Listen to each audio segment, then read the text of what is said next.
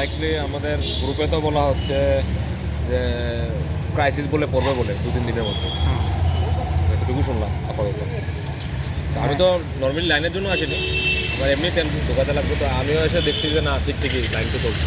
অতিরিক্ত লাইন চলছে, মানে ইরানের যুদ্ধের জন্য যে ক্রাইসিস পড়তে পারে এই জন্য আজকে মানে এই অবস্থা দেখছেন আপনারা। এই তেলের জন্য যে লাইন ধরছেন এটা কেন? তেলের জন্য যে লাইন ধরছেন মানে এটা আপনার কেন? আচ্ছা, মানে মানে এই যুদ্ধের কারণে কি তেলের সংকট দেখা দিতে পারে, এই কারণে মানে